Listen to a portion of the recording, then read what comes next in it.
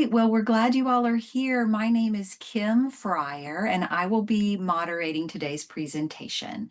Welcome to our latest Wonder Chat titled, What Will Be Remembered? Crafting Memories in the Face of Illness.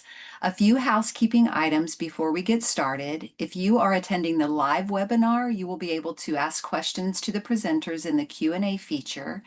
You are also able to interact with other attendees through the chat feature, and I will be monitoring both throughout the presentation, and we'll let our presenters know if we have questions. And then if you're watching the recorded webinar, you are welcome to email questions to our helpline at helpline@wondersandworries.org. We will be sending a copy of the slides to everyone who's attending the live presentation. And then if you are watching the recorded version, you can email our helpline to request a copy of the slides if you're interested. Okay, so I'd like to introduce our amazing presenters today. Katie Hart and Edith Castillo are both child life specialists, and they will be providing today's presentation. We are very grateful to them for sharing their knowledge and insight today. I also want to make you aware that the content in today's presentation may bring up emotions for you. We recommend that you take care of yourself and step away if needed, or pause if you're watching the recorded version.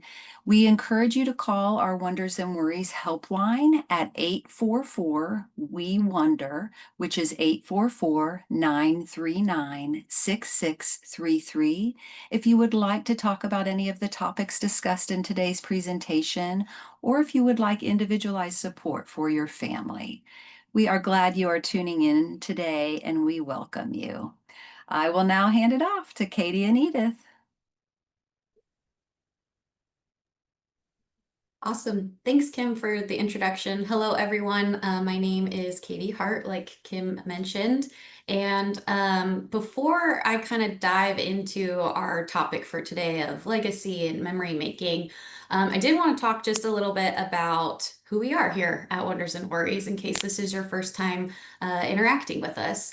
So we are a nonprofit organization, and something that makes us a little bit unique is we are a team of child life specialists that work towards helping children of adults diagnosed with an illness or injury and basically helping people navigate and cope with all that and that all, oh, excuse me, with all that is involved in that experience.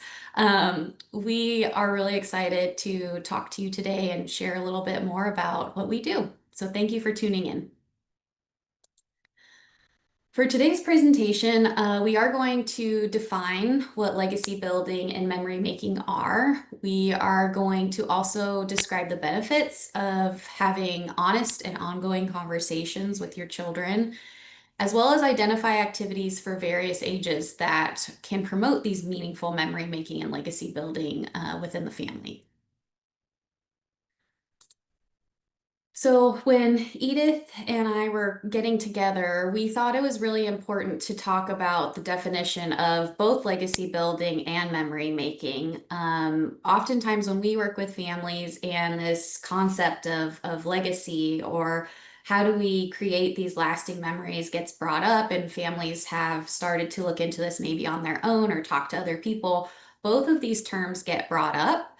And the way that we are going to define legacy building and memory making for the purpose of today and talking about all of these activities that you can do as a family, legacy building really refers to those intentional activities or projects that are going to help the family create lasting representation of a family's identity, their values, their story.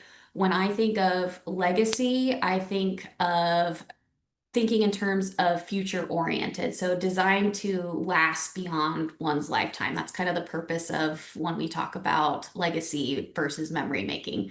Memory making is creating those shared experiences or tangible items that preserve those special moments, but instead of focused on making those memories last beyond one's lifetime, we're typically more focused on the present. So you may hear Edith and I talk about these things interchangeably. You may hear us talk about one and not the other. The important thing to note is that there are so many ways that these intertwine, but the distinct difference being that legacy building really is intentional in making these moments and these activities last into the future. So, on that topic, I thought it would be really important to talk about and highlight the fact that there is a lot of probably emotions that come up when I talk to families about legacy in general. And that is completely normal, totally typical. In the US specifically, legacy is a little bit of a taboo topic, and it can definitely feel overwhelming to think about, let alone talk to your children about. But I do want to highlight, just like you probably navigated, or maybe you're in the process of navigating when we talking about one's illness and other events happening within the family, it's so important to create that therapeutic space for your children to ask questions, to have these honest conversations. And this concept of legacy is no different, really. So I did want to highlight, I get asked almost all the time when working with families. This is one of the most common questions I get asked in regards to illness, in regards to legacy, in regards to a lot of topics, but I'll get asked, do I really need to tell them what's happening? I don't want to scare them, or I don't want to put too much on them. And I want to acknowledge that if that is your first reaction when you even looked at what the topic was going to be for today, I think that is super normal and very typical. And the intention behind asking that sort of question is very good. As parents, we want to protect our children, right? We want to do what's best for them. But I also want to highlight that our children pick up on so much, and research has shown that by providing these spaces where we can talk about all different parts of life, it really is empowering to our children and your family as a whole. So, if you're in the process of either talking about maybe your illness or maybe this concept of legacy for the first time, these are just some general pieces of advice that we would give for families navigating a conversation about illness, a conversation about legacy. The most important thing being to be honest with your children, and you know your children better than anyone else. So however that looks for your children, I would just kind of hone in on. Also, remember that children and teenagers process information differently, but they also benefit a lot from repetition. So, I would not be alarmed if you have a conversation maybe about this concept of legacy, and maybe in 2 weeks your child comes up to you after soccer practice and asks you a question that to you feels really random. For them, it may be their way of processing something, or maybe something came up in soccer practice that made them think more about that question. So it is really not normal to have those moments where we need to constantly be talking about these similar topics over and over again. I think finding out answers to their questions is super empowering. One of the things I think I also get asked a lot by parents is, well, what do I say when I don't know the answer to something?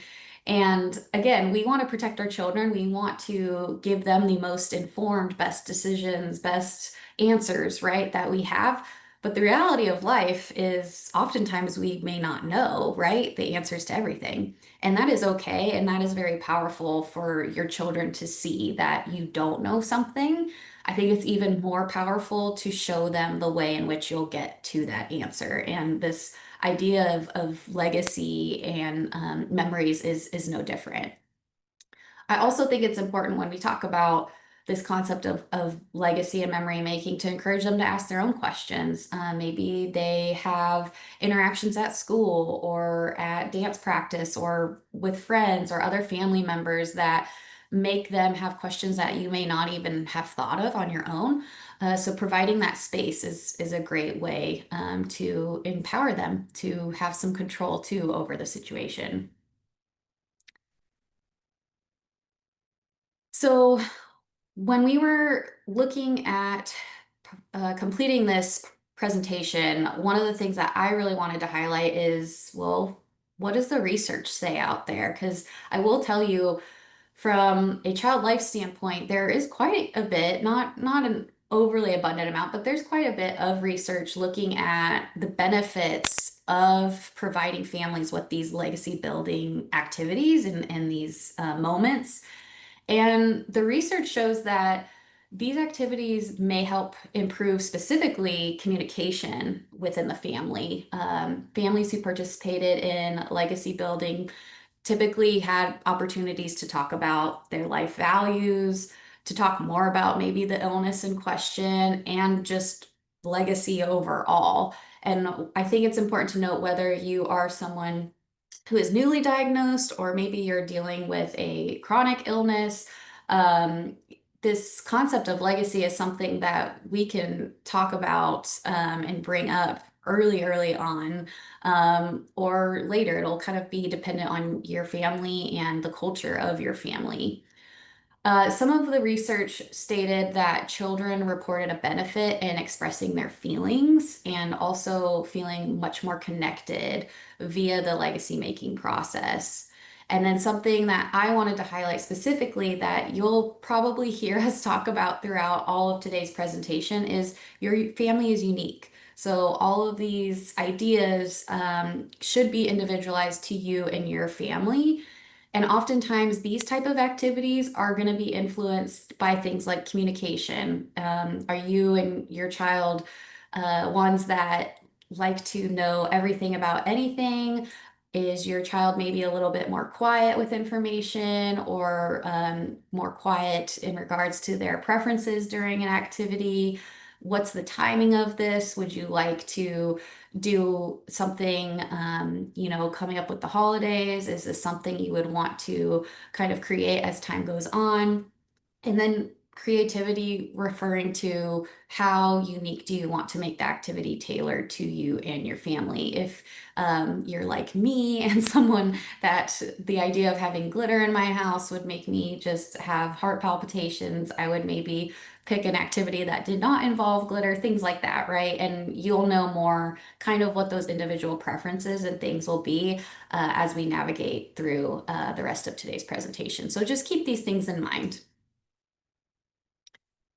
The other thing I wanted to highlight is when I'm working with families that are maybe newly diagnosed or have been diagnosed for a while with an illness, is a lot of things feel like they're being added onto an already overwhelming to-do list.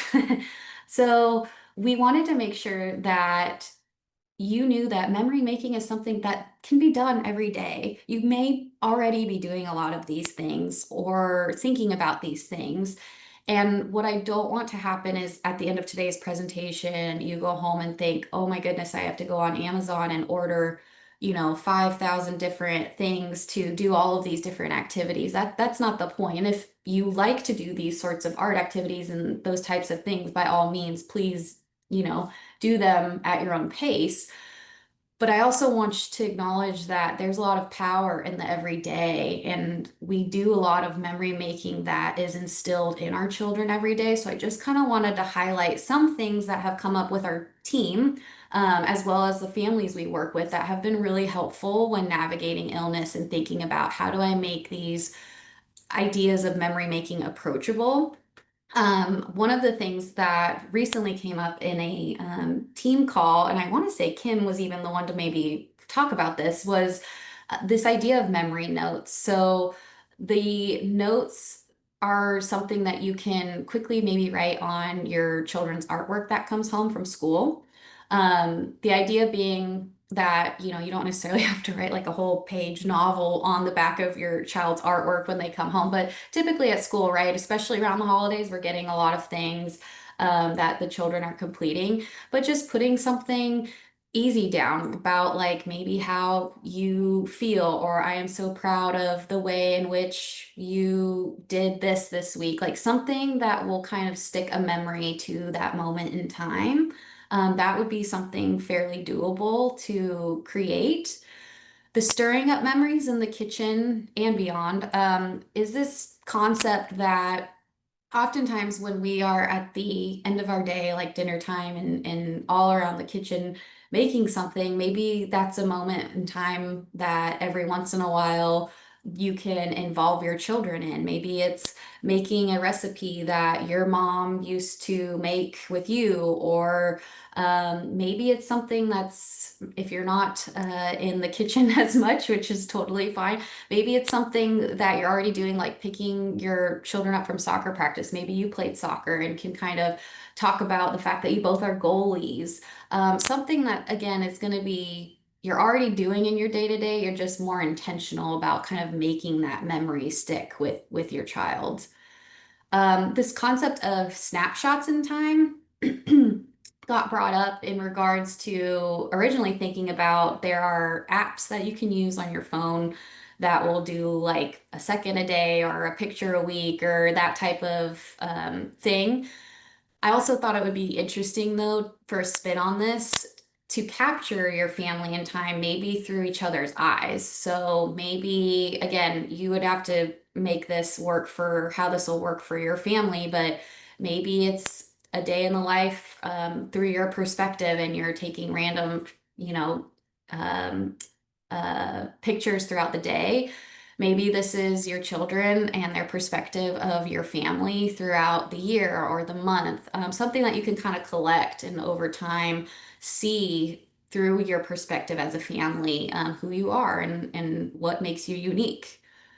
This concept of car talk is pretty simple. It's just whenever you're in the car or maybe at home on your way to doing different tasks, talking about the memory in your child's day. And I think this one gets overlooked a lot. And when I talk to families about this, I often find that they're kind of looking at me like, well, that's it. That's all I'll do. But there's a lot of power in asking your children, asking them, hey, tell me something fun that happened today. Or, you mentioned that you were sad after recess. Like, let's talk a little bit about it. But those moments, again, are going to be what your children really take on and keep with them. And then on that same type of theme, a lot of families have what we would consider a connection ritual. These could be things like reading a book at the end of the night, playing music, taking family walks. It could be so many different things, but making that effort to connect with your family every day, once a week, once a month, maybe once a quarter, but making these simple moments just really have a connection. Before we dive into talking specifically about legacy and memory making activities, I thought it would be good to talk also just about activities to promote discussion about legacy.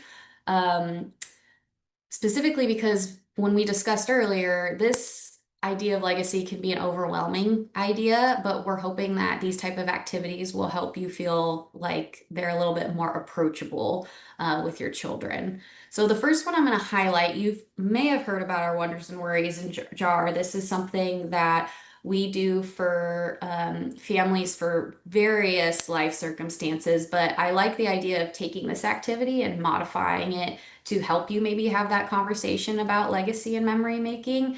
Again, if we were to have a conversation with children, the idea of just like you and I are right now, just having a face to face may feel very overwhelming and just not natural, right? For children and how they're going to process and learn. So having something tangible to talk about this topic specifically, not only will I think help your children in further processing and understanding what they know about legacy, but also to hopefully make you feel a little bit more comfortable in navigating that conversation. So this is pretty simple. The things you're going to need are something like a jar. It could be a box. It could be, I've had families use like an old Kleenex box. You could decorate it if you want.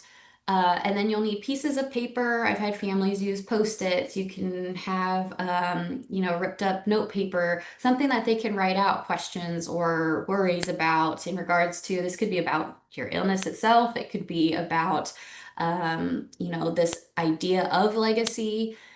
And then the other piece that I think is important to note with this type of activity is finding a designated space to keep this, as well as a time to go through this. Because even though you maybe create this jar, at one point in time, the idea is that your children can go back to it. It's kind of like that safe space, or if they have something that comes up, but they don't want to feel like going into a deep conversation about it right now, maybe that's a time that they can write it down, and then at whatever family dinner you have coming up next, or whatever it might be, they can kind of pull it out and you can talk about that. Recently, too, I've had a couple families tell me they've benefited a lot from taking this jar out, and then as they're going through these questions and worries that are in the jar, they're usually doing something else. So this could be tied to like a game night. This could be tied to eating dinner around the dinner table. Again, something to make it more approachable. And then this is another activity you may or may not have heard if you've tuned into any of our other webinars, but we call this the Ask or Tell activity. And this is great, especially from around like 5 to I'd say maybe around 12, 13. Um, you would let your children basically pick out a stuffed animal, a ball, something of choice that can be tossed that you're okay with being tossed in your home. And it's pretty simple. They're just going to toss it to a person in the family, and the person in the family who gets the item can choose to either ask a question, and for this specifically, I did focus the theme around legacy, or they can tell you something. Maybe they want to tell you what their idea of legacy is, or a favorite memory they've had with you over time, or what they think makes up their family. These are just possible things that you can have as prompts to ask. But this is really also individualized to you and your family. So I'm hoping that this is also an activity that if you have little ones that are going to have a harder time sitting still, it's nice to get the whole body moving and get that energy out in that way. And so now I think I'm going to pass it to Edith, who is going to talk specifically about activities for memory making and legacy building. Awesome. Thank you, Katie. Well, I'm Edith. I am also a child life specialist here at Wonders and Worries. And so the following activities we've kind of come up with, on a lot of our families do family sessions with us. And so they've come up with a lot of these ideas. A lot of these ideas, we've gotten them from the hospital because a lot of us previously worked in hospitals. And so going through each activity, one of the big things I want you to remember is that you don't have to do all of these activities. It's important to focus on what is it that you enjoy doing? What is it that your children enjoy doing? And kind of focusing in there. So a lot of our families end up going home with this book called The Adventure Jar. And so the Adventure Jar book focuses on a family and them creating all of these different adventures that they want to accomplish and end up putting them in a jar. It can also be a bowl or a bag or a container. And what will happen is when the family has time, they pick out one of these pieces of paper and they go on that adventure. And these adventures range from going outside, going to a creek, going to a park, or it can be something in the home where they're creating a meal together. But one of the important aspects of this book is talking about capturing that moment and capturing that moment so that they can end up putting it in a scrapbook. And so it's a really great way to kind of kick off this idea of memory making with your children by reading this book. And then it comes with a couple of different ideas, and then you're able to expand and add to your jar. And what's really nice about this book is that you can also get free printouts and a copy of the ebook yourself. And then at that point, it's kind of just printing out photos that you've taken through these adventures, and then placing them in a scrapbook.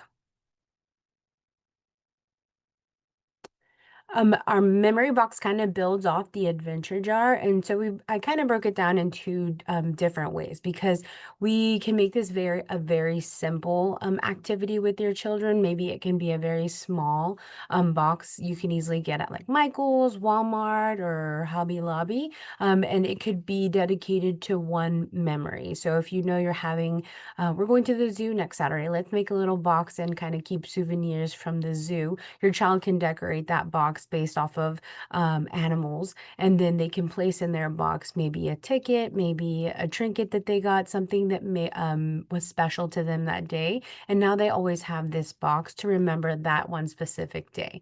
But one of the great things about Memories Box is it really does play into legacy, and it's something that can be kept for a very long time. Um, and it's kind of up to you and your family what route you would like to go. Do you want to have this intricate large box, or maybe you keep different memories from different days that were important to y'all? And it can be something that you start, and going forward, we're going to start to save a trinket from each vacation we go on, each movie we go to, or do we want to look back in our what we currently have and place it in this box so that we know that these are very important moments that we want to make sure that the entire family remembers going forward. Um, I love this because it can be so customized to you and your family, and it can be extremely simple or it can be very intricate. It can be dedicated to one person or it can be dedicated to your whole family. So essentially, it's up to you how you want to customize these boxes. Next, we came up with the idea of jewelry making. So this is very much for families who love to do arts and crafts. And so you can use something as simple as air dry clay, modeling clay, to create these different types of jewelry. Or we can just use string to create things like friendship bracelets.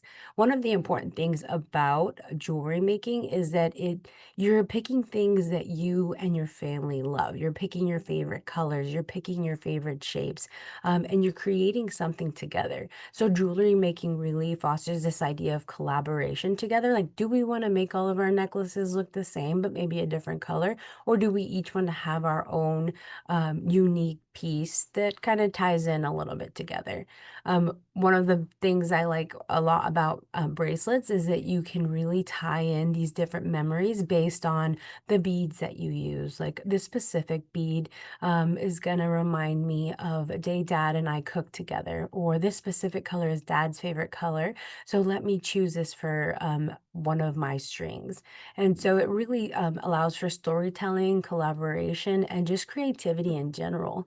So you can do it very simple. And I feel like even young, like toddlers, can do this simply with like beaded bracelets. Or you can make this more intricate, or there's a lot of companies out there where if you send in your photo, they can create a jewelry piece for you, or you can start collecting charm bracelets together with your children to do this. And then a good way to kind of modify this for dads who maybe don't want to wear jewelry is it can be created into a keychain for them.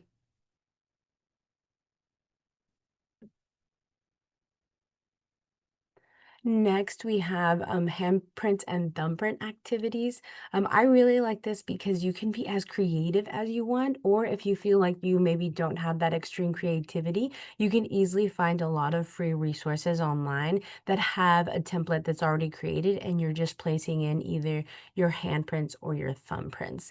Um, what's what I like about this is that it's a little bit messy. It's a little bit um, more creative. It's this combination of colors. I feel like it takes a little bit of time to kind of get the handprint right. So it's definitely going to be a kind of a time consuming activity, which is great. It's something that your tiny little babies, all the way up to your teenagers, can participate in. So when they're creating this, like you're not only stamping kind of like who is in the family right now, you're also like stamping down these milestones. So you can build on this. You can do this for every single holiday, or you can do this like once a year to watch as everyone kind of grows and their handprint might change. I think also what would be really nice is like you can easily go out and pick out a frame together to place these handprints in. So you can go somewhere like Goodwill or the Dollar Tree and pick out a frame that you think would go really well with this print. And then maybe on the back where we were kind of talking about memory notes, we can place maybe a memory from the day of creating this handprint.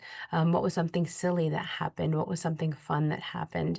And then making sure this is something you kind of take out during those holiday times, or if you're just kind of creating a general handprint. You can have it displayed somewhere important in your home where you like to show other people the artwork that maybe you and your family have created. And it can be as easy as on cardstock.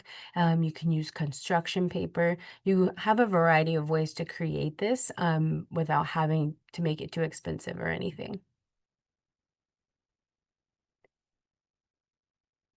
Kind of building off of this idea of handprints and thumbprints is the hand mold. And so, again, this is something where you can use something as easy as air dry clay from Crayola, or you can actually buy casting kits off of Amazon.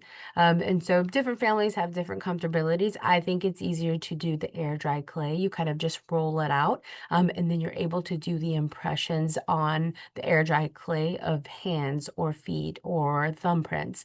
One of the big things that I liked creating a lot when I was in the hospital was I would create a heart shaped with the air dry clay, and then I would have parents and children put one thumbprint on each side of the heart. So each set of parents could have a thumbprint with their child, and then they would usually color it or paint it based off of the child or the parent's favorite color. So now they have this one little piece together that kind of creates a heart. What's nice about the casting kits is it truly does capture the details. So if you're looking to capture a milestone, like, oh, look how small my child's hand was, the casting kit, you're gonna see all of the details.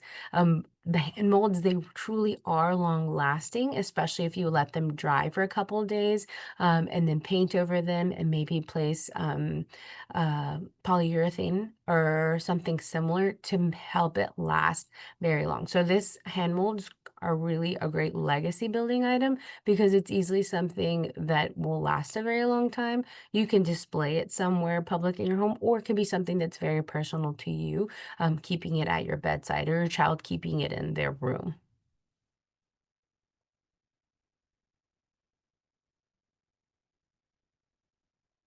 Next, we talked about this concept of creating journals together with your family. And so one of the things that you can add into your journal is your favorites list.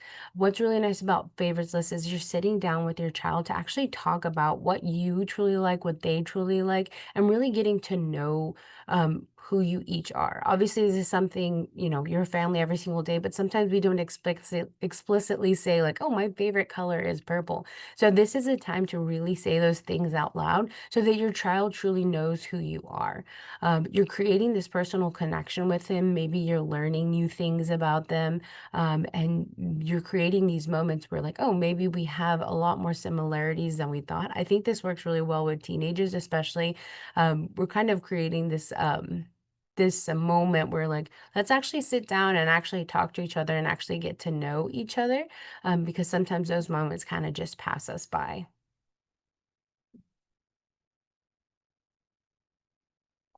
This is one of my favorite things to do is a seasonal bucket list. And so with our seasonal bucket list, again, this is something that can be added into a journal, very easily made on a piece of paper. I've seen where people create like large poster boards that they maybe display in their kitchens, where not only do the parents create things to place on this bucket list, but children can too. Maybe they'll add in like a drawing portion, especially for younger kids who maybe aren't writing out words just yet, but they can draw what they would like to do. And this gets customized for each season. And so it's not about completing the list. It's more so like, what would we like to do? What could we do together? And when can we do these things? A lot of the times we don't plan out maybe periods of time to spend quality time together. And so this kind of pushes us to do that. So it encourages a lot of quality time as a family. It can also build anticipation and excitement, like, oh man, I really want to make s'mores this weekend. And it kind of allows you to remember, like, oh, on my shopping list this week, make sure I get graham crackers and chocolate and marshmallows so that we can create these s'mores together. And they can be very small little adventures or bigger adventures. You could easily make s'mores in your kitchen, or you can go outside and try to find a bonfire to create these s'mores. What I really like about bucket lists the most is it really does provide like mindful living. Like it provides this moment, like, what can I actually do this week that's maybe outside of my scope, maybe outside of what I typically would do to kind of create this really fun, lasting memory if you're able to do that. And then obviously taking photos, and this is something that kind of ties into the adventure jar where we can now place this in our scrapbook and remember all of the things that we were able to do each season. And again, it's important to remember you don't have to do everything on this list, but it just kind of creates this intentional list of like what would actually be fun for us, what is something we would actually like to try together as a family and try to accomplish it.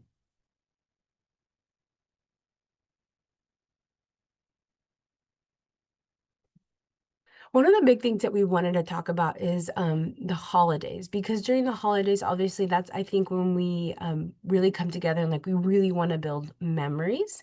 Oops. And we want to do something together as a family, maybe not just our immediate family, but our extended family too. And the holidays are a great time to think about who else is kind of coming in to our home space, our family space that maybe typically wouldn't be there. Um, and there's so many different holiday traditions. And one of the big things when it comes to holiday memory building is what do you already do? But maybe you can make it a little bit more intricate. So you want to honor what your family has been doing for years, but making sure that we are maybe documenting, taking photos of it, adding it into our memory box or our scrapbooks.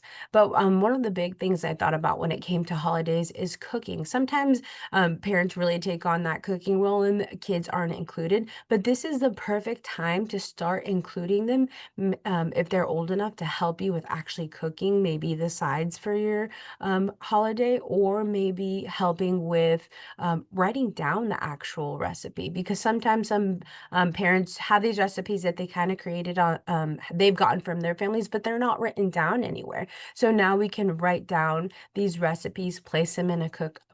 It's easy as taking a note card and having them write down with pins, like what are the actual ingredients that are in this recipe, and then kind of bringing them in and like, do you want to help us cook? Do you want to help us display them on the table? How do you want to help in this sense? And I think this is a really great aspect for dads too, who I feel like a lot of time during holidays they grill out a lot. So this is a perfect moment for dads to start teaching their kids how to grill outside in a safe manner. One of the big things I want to remind everybody is like, what is actually important to you when you're doing these traditions? Because some families, the important aspect maybe during Christmas is actually picking out the tree. So going to a tree farm, cutting down the tree and bringing it home. While maybe another family, their favorite part is decorating the tree. And so that is where they focus their attention on. Maybe one person goes and picks a tree, and then when they bring it back, well, then the whole family gets together to actually decorate the tree. This month we have Dia de los Muertos, and it's a similar concept. Is the important part to you and your family creating this actual altar, or is it picking out the items that are going to be created for the altar, like the food or the small trinkets that get placed there? So you need to figure out what is important to you and your family, and how do you build, essentially build on that piece.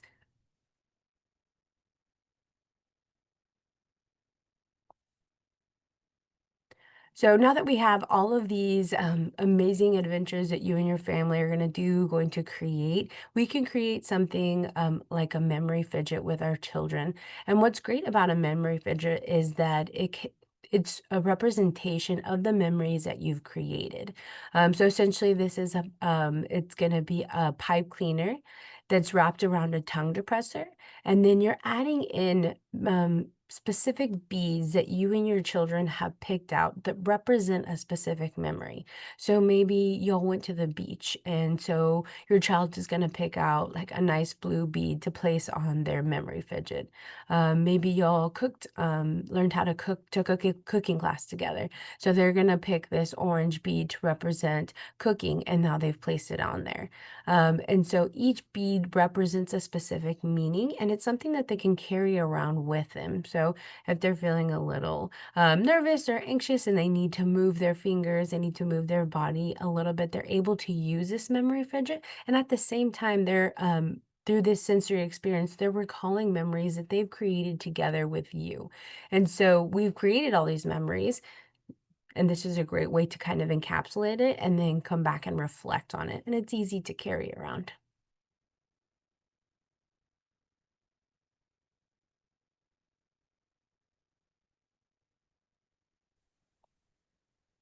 Awesome. Thank you, Edith, for walking us through all of those awesome activities. And I do want to highlight again the unique part about Wonders and Worries is we have a team of child life specialists that have kind of, especially for today's presentation, helped us collaborate to share all these things with you. But that is another huge benefit to our nonprofit specifically is we are a big group of people that are collaborating to learn from our families and help everyone have a unique experience.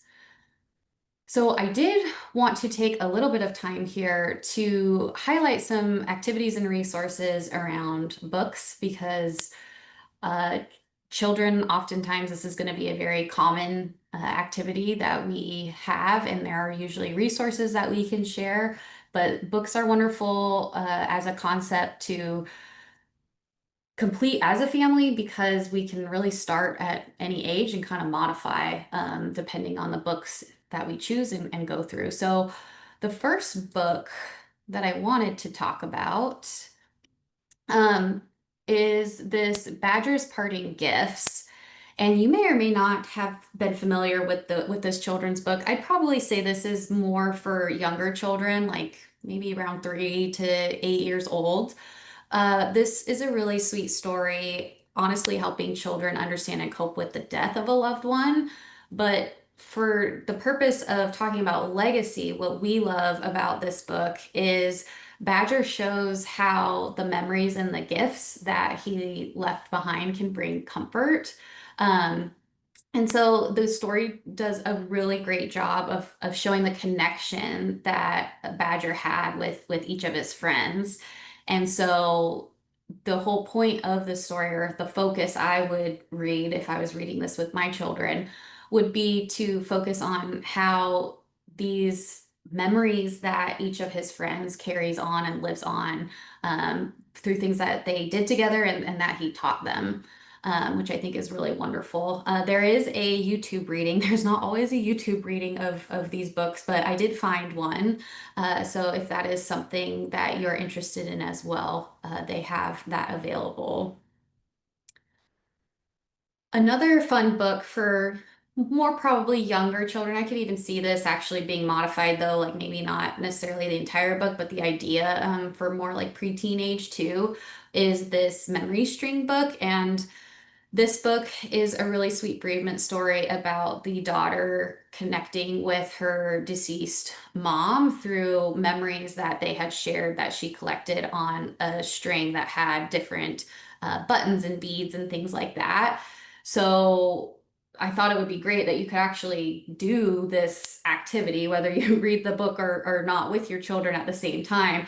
This concept of maybe keeping a yarn or a string and maybe picking out different beads or buttons on items.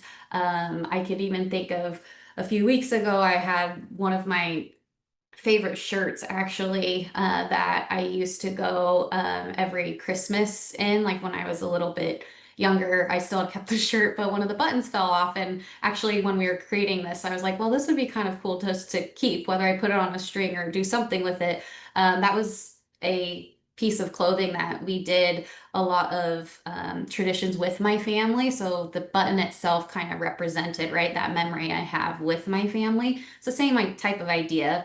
I'm not necessarily saying you have to go out and find different buttons on clothing anymore, but it could be different. It could be beads, it could be things that you can even just wrap around a string. But again, creating your memories together as a family could be something really powerful and pretty easy to keep somewhere because this could be pretty small.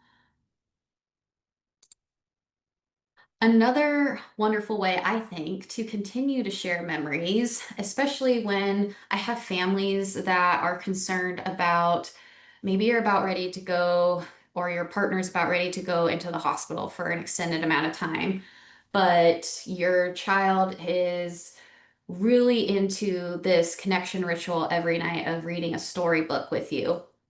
that's an awesome time if you have the capability and the timing works out wonderfully while you're in the hospital and your child's at home to maybe do a FaceTime. Another awesome way to capture this, though, is through these bears or stuffed animals that you can have recordings of.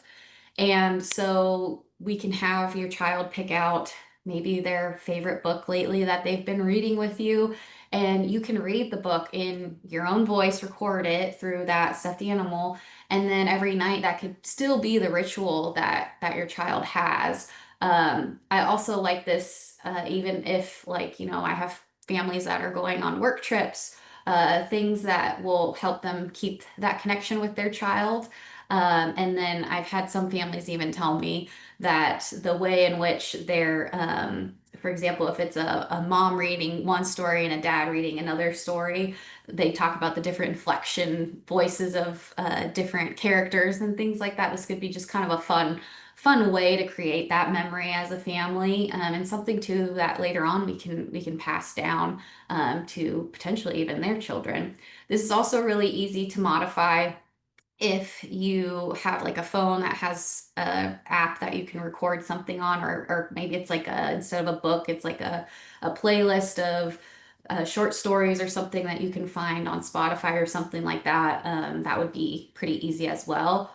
I included The Kissing Hand on purpose. This is a book that I love to read with children for all different sorts of life events, starting school, maybe going to a friend's house for the first time without mom there the whole time, could be long hospital stay. It's a great book kind of talking about how you're always with them and that the love that you share is always with them. So this would be a really pretty easy and powerful activity to complete. And then Edith kind of had mentioned this idea of incorporating different things into journals. So, one of the things that we think would be fairly doable to do as a family is to create what we call a joint journal. And this could be made from paper you have at your home. Maybe it's a journal you go out and buy at the store.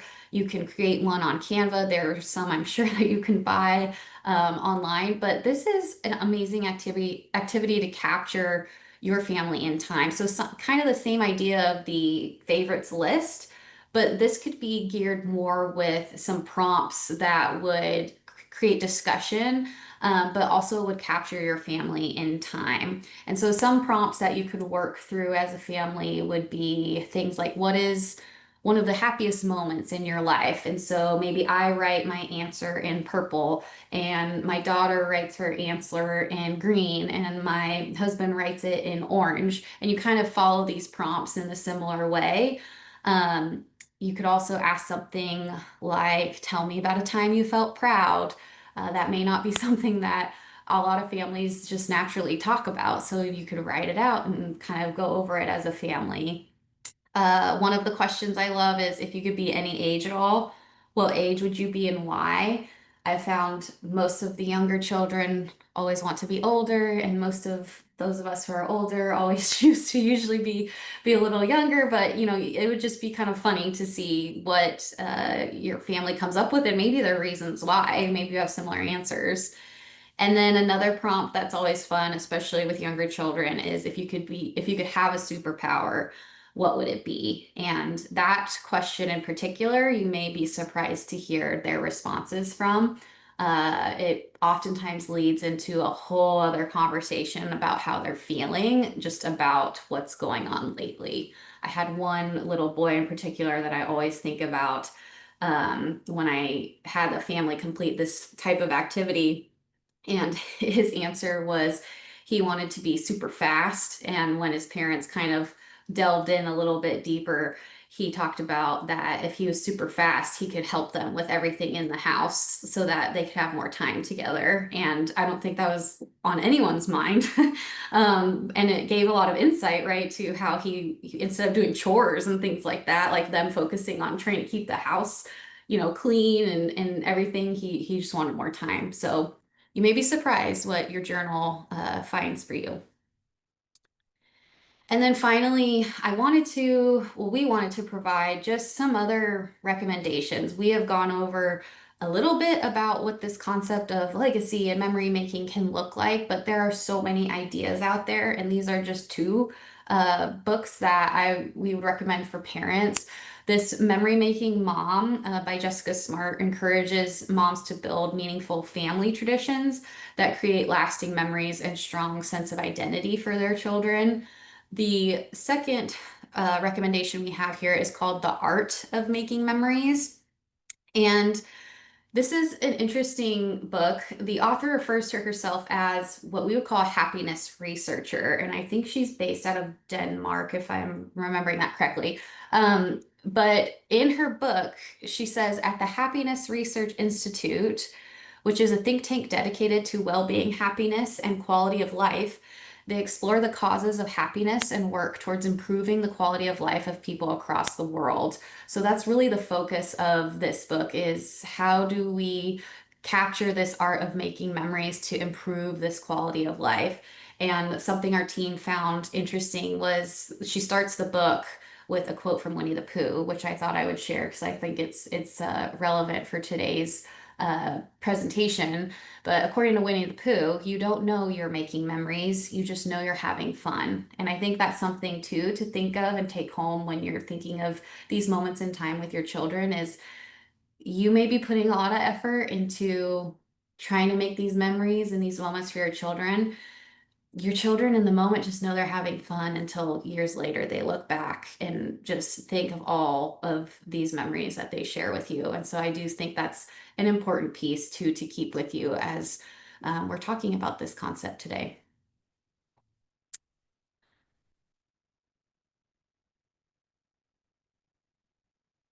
So at Wonders and Worries, we also are known for trying to connect you with other resources. So I thought I would take a few minutes because we have time to share a little bit more about other resources available to you in regards to this concept of legacy and memory making. We have completed a Wonder Chat for parents in regards to tips for having difficult conversations. So if you are curious just about how to navigate any sort of conversation that you think is a little bit more difficult than normal, I really encourage you to check out our webpage and our Wonder Chat specifically focused on that. I also wanted to highlight the resource of, so Inheritance of Hope is a company that offers a legacy video, which I will say I am embarrassed that I did not know about this until fairly recently because I think this is such a wonderful resource.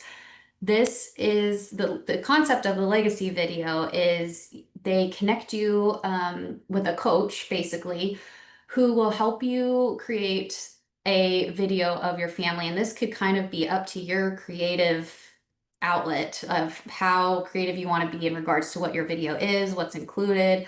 And they'll help you navigate all of that, especially if you're someone like me that is thinking, how am I going to create something like this and it like turn out looking okay and not like I piecemealed it all together. They really help you create the video that you're looking for, and it's completely free. So one of the things that I think is so wonderful about Inheritance of Hope is they will pretty much give you this resource just because you asked about it. So I highly encourage you to do something like this. This is something that I think families are going to keep and hold dear to their hearts for a lifetime. So that is a wonderful resource. We also have a helpline. I know Kim kind of talked about it earlier when we were first introducing our presentation for today, but this is all of the information for our helpline. If you have other questions, if you are curious that you would like some more individualized questions answered, I really encourage you to reach out to our team. Currently, we are working Monday through Thursday, 10 to 4 on this helpline, but even if you were to reach out after hours, someone will be able to answer you the following business day. And then we also have apps. So if you have a phone that is able to download apps, I highly encourage you to take it out and check out this QR code. The Wonders and Worries to Go apps are wonderful if you have quick questions about child development aspects. If you are looking for more resources, we kind of have a one-stop shop on there for all different sorts of topics. So I encourage you to check that out. And then I do want to take a moment, Edith and I want to take a moment to thank you for tuning in today. We would be so grateful if you could complete some feedback for us, share what you think went well, what do you think we could include next time. We are very appreciative of you tuning in to us to be with us today. So thank you so much. And I think I'm going Um, to open it up if we have questions, Kim. If not, yes. So, well, I have a few questions based on just some things that I know families have asked me. And so I wanted to go back maybe just to have you expand one that was so many incredible ideas and suggestions. And I was just thinking about the idea of how families can get help from those who might have said, with our families dealing with illnesses and ongoing treatment and injury, when you have somebody say, how can we help support your family? It just makes me think about the example you gave, Edith, of like the Christmas tree. Maybe a neighbor could help go get the tree if that's not the priority for your family, or another friend could help put the lights on, or do outdoor decorations. But I didn't know if there was any other ideas that you all had just about how families could engage those helpers in the memory making process.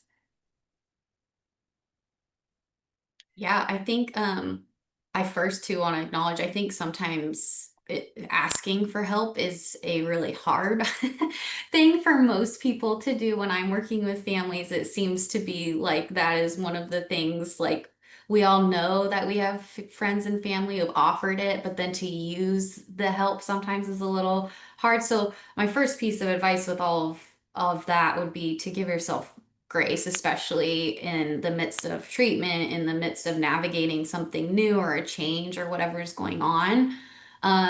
But the other part of that is if you've had people ask, I would definitely find things that they can do that will help, because people aren't just asking to ask. They're really wanting to do something. And if you were in their shoes, you would probably want to do something as well.